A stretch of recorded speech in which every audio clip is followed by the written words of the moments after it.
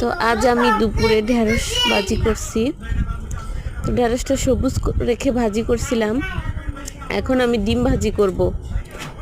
তো ডিম ভাজির জন্য আমি 2টা কাঁচামরিচ কুচি করে নিয়েছি আর একটা পেঁয়াজ ডিমের সাথে মিশিয়ে নিচ্ছি। তো এবার তেলটা গরম হয়ে গেছে, এর সাথে আমি ডিমের এই গুলাটা দিয়ে, তো ডিমটা একটু বড় করতে চেয়েছিলাম, সেজন্য আমি এভাবে উপর থেকে যেগুলো আছে সেগুলো এরকম করে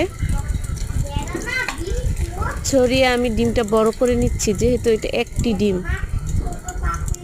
তো এক পাশ হয়ে এলে কিছুক্ষণের মধ্যেই আমি এটা উল্টে নেব।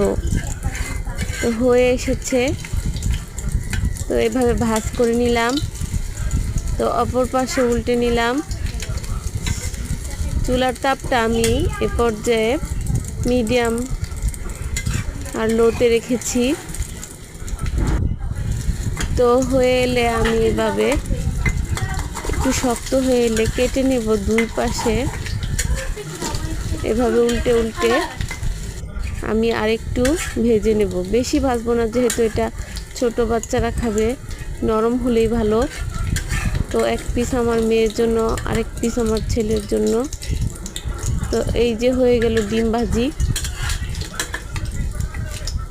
ডিম ভাজিটা আস্তে আস্তে করলেই বেশি ভালো লাগে, চুলার তাপটা কমিয়ে। তো এই দিয়ে দুপুরে আমার বাচ্চাদের খাওয়াবো, যে আমার ছেলে তাড়াতাড়ি খা। ডিম ভাজি দিয়ে আর ঢেঁড়স ভাজি দিয়ে খাচ্ছে।